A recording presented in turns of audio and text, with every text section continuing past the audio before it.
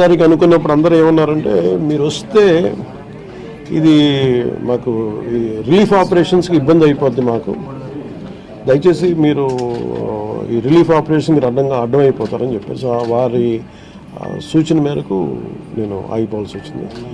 ఇప్పుడు కూడా ఒకసారి వాళ్ళ నిర్ణయం తీసుకొని వాళ్ళు టేక్ కాల్ వెళ్తే అది సహాయపడాలి, కానీ మళ్ళీ ఇంకొక కేయాటిక్ మీకు తెలుసు, అందుకని దాన్ని దృష్టిలో పెట్టుకుని కొంచెం చట్టపాయిస్తున్నాను అంత విషయం లేదు. కొంచెం ఇబ్బంది లేదంటే ముందు మెయిన్ అధికారులు పాపం గత 72 గంటల నుంచి వాళ్ళు నలిగిపోతాను నిద్రాహారాలు లేకుండా. సో వాళ్ళని దృష్టిలో పెట్టుకొని మళ్ళీ నేను వెళ్ళి అది సహాయపడాలి, కానీ మళ్ళీ అది అదనపు బరువు అయితే మళ్ళీ రెస్క్యూ ఆపరేషన్స్ ఇబ్బంది కలగకూడదని చెప్పి నేను దాన్ని దృష్టిలో పెట్టుకొని నేను స్వయంగా నేను పర్యవేక్షిస్తాను.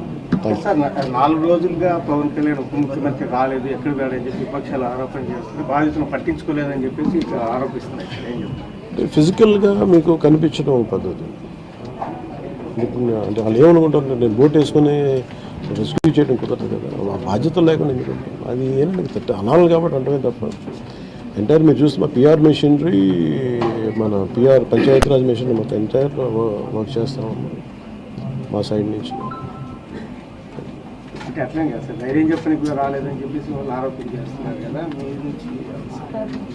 అది నేను అట్లా అనుకోవట్లేదు. అంటే ఏమైపోతుంది, ధైర్యం చెప్పడానికి వెళ్ళి ఒక్కసారి మీద పడ్డారు అనుకోండి, పరిస్థితులు ఎలా ఉంటాయంటే నేను మొన్న పింఛా డ్యామ్ దీనికి వెళ్ళాను, నేను వెళ్ళి సహాయ కార్యక్రమం అంటే నేను ఒక ప్రత్యేకమైన పరిస్థితిలో ఉన్నాను, అది మీరు అర్థం చేసుకోవాలి.